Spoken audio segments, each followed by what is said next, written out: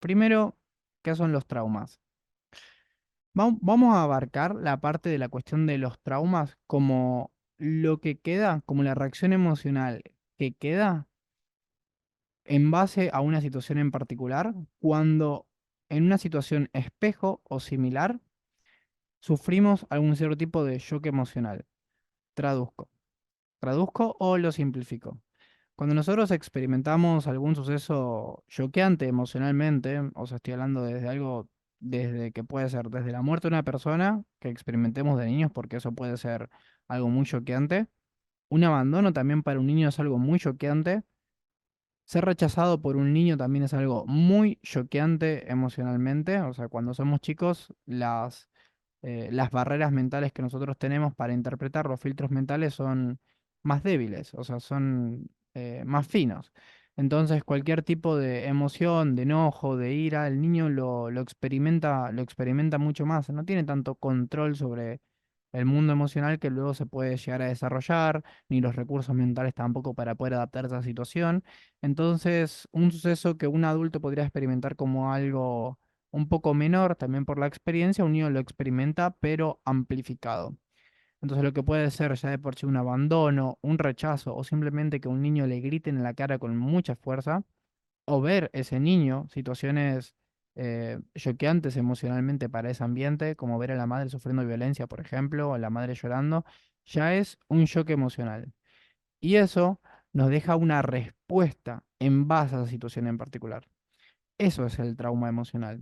Cuando frente a una situación, por ejemplo, donde nosotros sentimos una sensación, una emoción de abandono, un sentimiento de soledad o tuvimos alguna experiencia con el miedo, por ejemplo, posteriormente, en situaciones en las que se siente esa emoción en menor escala o en mayor escala, tenemos algún cierto tipo de reacción emocional que nosotros tendemos a creer que es en base a lo que estamos viendo. Nada más alejado de la realidad, ya la ciencia nos demuestra que nosotros interpretamos muchísimo el mundo, y esto está muy relacionado con las reacciones emocionales, en base a la experiencia que hemos tenido en nuestra vida. Por algo obviamente es que hay personas a las que les cuesta mucho, por ejemplo, que una pareja las deje o tienen un cierto tipo de predisposición a dependencia emocional, y hay personas que lo que refiere a la responsabilidad emocional tienen más trabajada. Por supuesto que haber vivido alguna situación horrible en nuestra vida, en nuestra infancia, no determina para toda la vida que nosotros vayamos eh, a responder siempre de la misma manera, sino que adquiriendo los recursos, realizando terapias, acompañamiento, distintas prácticas que ustedes pueden hacer, incluso también cambiando la alimentación como complemento, se pueden hacer muchos cambios con una reacción emocional. Eso es principalmente lo que trabajo en el eje medio de descodificación, acceder a esa inteligencia de nuestra reacción emocional. Se han dado cuenta que muchas veces es automática. Hacerla consciente a esa inteligencia que se mueve para que reaccionemos ante una situación es lo que trabajo en el eje medio de descodificación. Entonces los traumas nacen a partir de situaciones que son fuertes para los niños. Como decía antes, para lo que es fuerte para un adulto es incomparable para lo que es fuerte para un niño. Ahí ya comienza nuestro cerebro, nuestra mente, a guardar absolutamente toda la información. Hoy en día está demostrado de que se generan distintos tipos de engramas cerebrales cuando nosotros vivimos una experiencia. Se crea una experiencia con un shock emocional, nuestro cerebro crea una red neuronal, la cual se llama engrama cerebral.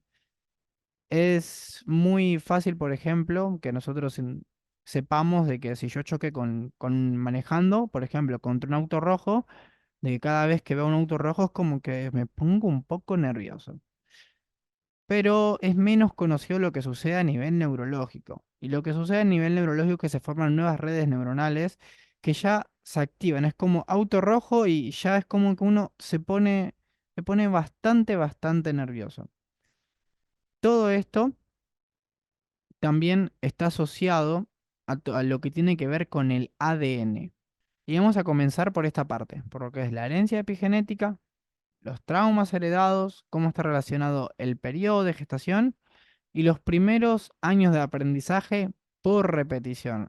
Asociado a una frase que a mí me gusta muchísimo, la cual es, para los niños, las palabras son enanos, los ejemplos son gigantes. Aunque no nos lo creamos y aunque no nos los queramos y aunque rechacemos a nuestros padres, todo lo que se nos apetezca, nosotros vamos de igual manera a recordar de manera inconsciente por aprendizaje, porque fueron los primeros hombres y mujeres que estuvieron en nuestra vida, distintos tipos de actitudes.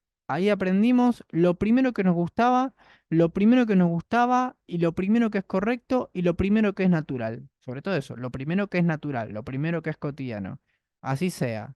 No, que una mujer no exprese cuando algo le molesta, para el niño que no sabe nada porque la mente está vacía, eso es cotidiano. Se sorprenderán la cantidad de mujeres que llegan a consulta y que creen que eso es algo natural, básicamente, o de que, o de que incluso que haya abuso psicológico, llega a ser algo natural. Que personas tomen decisiones por ellas, es el mal karma que me tocó, o las cosas son así. Llegan muchas personas a consulta que creen que sus vidas son de una manera completamente estructurada y que las cosas son así hasta que conocen a otra persona que dicen, ah, mira, a esta changa cuando alguien le grita, es muy fácil le dice nos vimos. Y ahí se dan cuenta de que, ah, mira, que capaz que me estoy equivocando hace un par de años. Así que grábense esa frase, porque inevitablemente sucede así. Nos guste o no, sucedió así. Las palabras son enanos y los ejemplos son gigantes. ¿Que es algo para toda la vida? No. Una vez que reconozco el patrón que heredé de mi padre, que heredé de mi madre, lo puedo dejar o lo puedo quitar, a gusto de cada quien. Cada quien se vuelve responsable de los propios patrones y de cómo se crea a sí mismo. Vamos a comenzar por la herencia epigenética, ya que estamos en una época un cuanto revolucionaria en lo que refiere a la ciencia y cómo es que los genes guardan información. O sea, esto de está en tu ADN, es como que es una frase que quizás puede haber resonado bastante en el inconsciente colectivo, porque es por ese lado donde se guarda la información. De hecho, antes decíamos de que hay determinados grupos de enfermedades de que son genéticas, están tus genes, ese don. Hay distintos estudios de que demuestran de que personas con padres nativos, por ejemplo, si yo quiero aprender inglés, aunque mis padres me hayan criado en Argentina y mis padres vienen de Estados Unidos, por ejemplo, se muestra ya que hay una mayor facilidad para aprender ese idioma, aunque no lo hayan practicado con anterioridad. Hay una facilidad para ese idioma. De hecho, a mí, no sé si es algo que le sucede a todo el mundo, pero tengo una facilidad, no para hablar, pero sí tengo facilidad como para interpretar el italiano. No es que puedo hablar el italiano de una manera muy fluida, pero cuando he escuchado cosas en italiano, cuando he leído, tengo una facilidad para entenderlo. Una parte mía viene de Italia prácticamente, y aunque no leí casi nada en italiano, cuando leo es como no se me hace como algo inentendible realmente. Porque estamos en una época revolucionaria sobre la ciencia epigenética. Es una ciencia que está demostrando lo que Jusenberger hablaba en los 80 como la psicogenealogía, como los traumas heredados, como el árbol genealógico. Es la ciencia que respalda el árbol genealógico. Lo voy a leer. Los trabajos de Lipton sobre memoria celular, acá está mal escrito, se adelantaron y sirvieron de base a un nuevo campo de investigación llamado epigenética, que es el estudio de los cambios heredables en función de la genética que se produce sin cambios en la secuencia del ADN. En un principio se creía que la herencia genética se transmitía únicamente por el ADN cromosómico que recibíamos de nuestros padres. Ahora los científicos entienden mejor que el genoma humano han descubierto un hecho sorprendente, que el ADN cromosómico, el responsable de la transmisión de rasgos físicos, como el color de cabello, de los ojos y de la piel, solo constituye menos del 2% del total de nuestro ADN. El 98% restante está compuesto por el ADN no codificante, que es responsable de muchos rasgos emocionales, de conducta y de personalidad que heredamos. Me traje más sustentabilidad científica.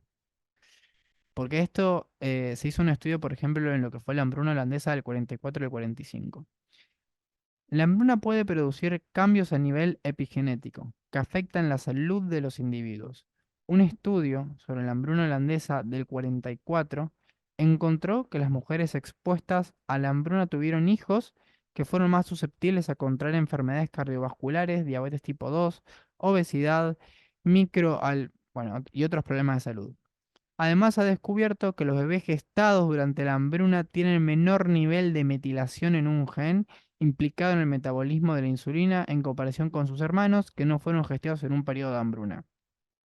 Hay comparaciones de este estudio que se realizó con un grupo de personas que nacieron durante la hambruna del 44 y personas que no, y que se ha constatado con otras ciudades que han vivido periodos de hambruna en un momento, y hay un porcentaje que sucede esto con este gen. em, hay algunos que dicen que también hay otro gen, en otras fuentes que he investigado, por ejemplo, que es uno también relacionado a la quema de calorías.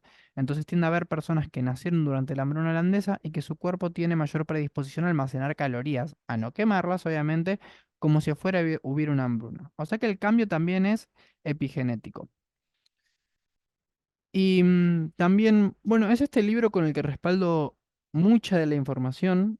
La verdad que se lo recomiendo a cualquier persona que le interese a cualquier persona que le interese sobre psicología, sobre lo que es el inconsciente colectivo, que es el libro de Este dolor no es mío, que es de Mark Walling, que tiene un instituto de resonancias familiares, no recuerdo bien qué país, y hay un montón de constatación científica sobre cómo el ADN, por ejemplo, cambia.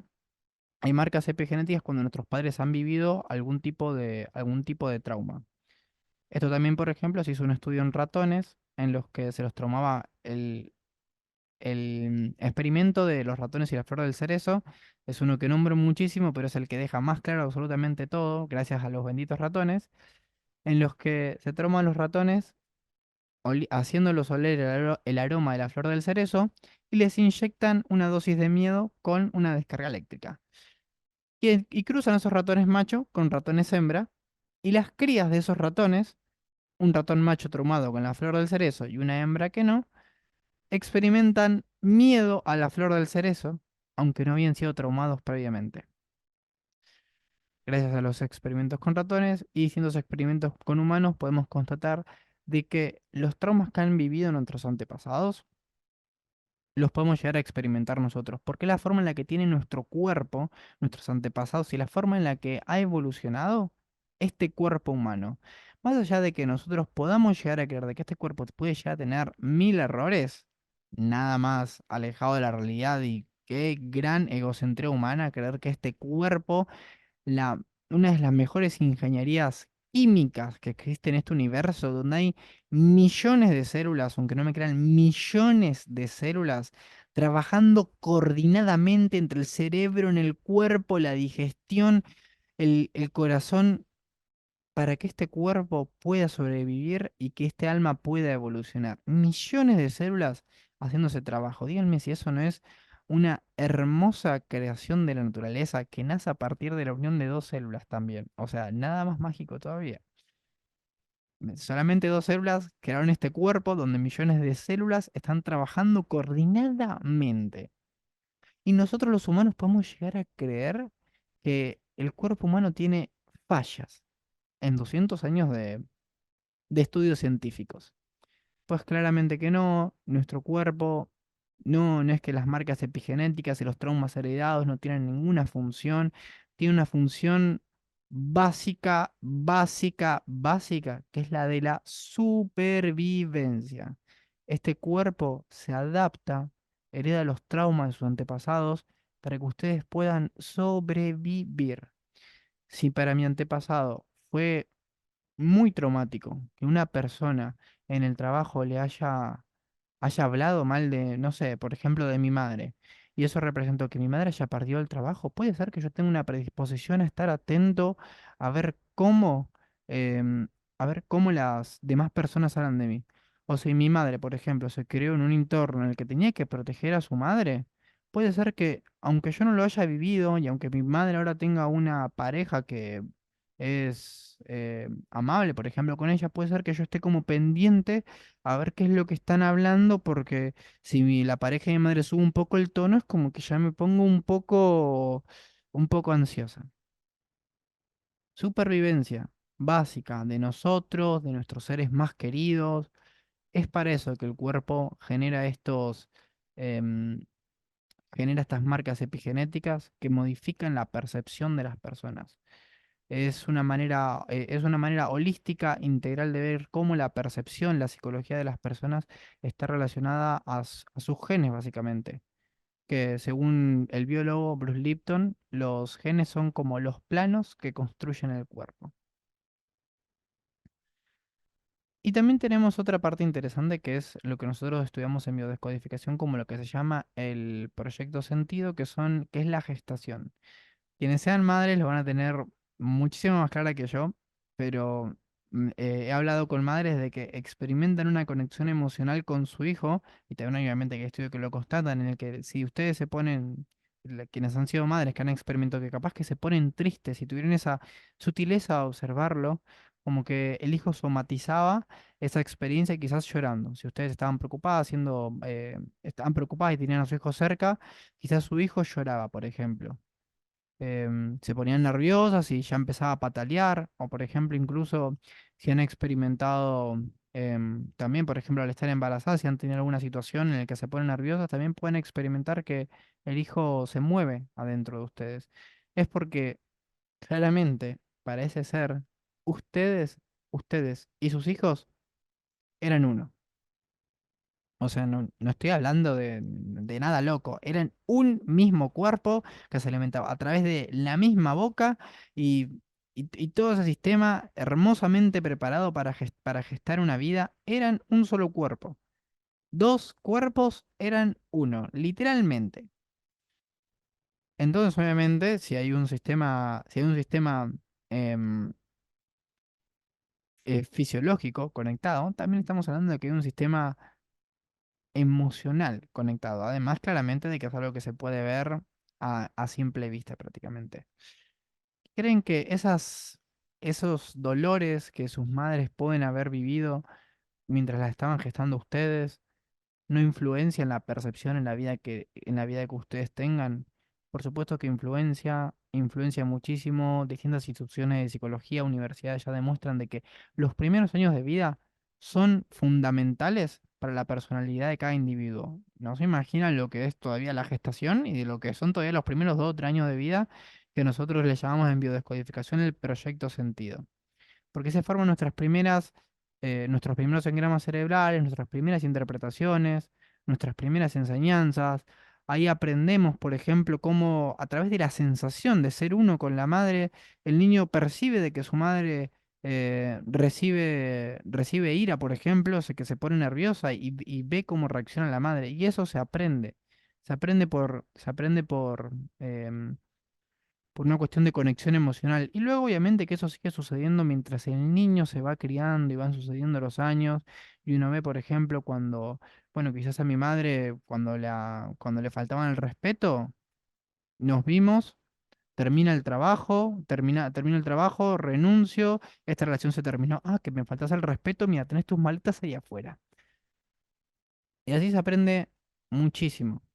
Así se aprende muchísimo a través de la ejemplificación. Y acá entramos con un trauma un cuanto ya particular, pero bueno, antes de entrar con lo que es la herida de abandono, entonces ahí nos terminan quedando muchos rezagos o cicatrices o automatizaciones emocionales en base al aprendizaje, en base a la vida que pueden haber tenido nuestros ancestros, en base a la vida que pueden haber tenido, que podemos haber experimentado estando en el vientre materno. Nos quedan muchísimas automatizaciones emocionales. Si mi madre no me enseñó que cuando se sentía enojada lo tenía que expresar y que se lo terminaba guardando el enojo, por imitación, voy a terminar aprendiendo eso muy probablemente. O sea, eso es muy probable. O de que también es muy natural de que me vaya al polo opuesto. em, Como que el inconsciente en esta búsqueda de evitar vivir el problema, porque eso es lo que quiere el inconsciente. Para el inconsciente quede claro esto. El problema que viví ayer, el trauma que viví ayer, lo voy a vivir hoy. Para el inconsciente no hay pasado y futuro. Eso es una creación de nuestra mente en este momento. El trauma que vivió ayer tiene que ocuparse de que no suceda en el momento presente de ahora. Con las heridas emocionales esas, con lo que sucedió en ese momento, lo voy a querer evitar. Si, como decía antes, por ejemplo, si mi madre fue despedida porque alguien habló mal de ella en una empresa, yo puede ser que esté bastante pendiente, por ejemplo, de que las otras personas no hablen mal de mí. Y voy a estar atento a eso. Y ahí está el trauma. Ahí está el trauma emocional. El trauma es esa reacción emocional que queda.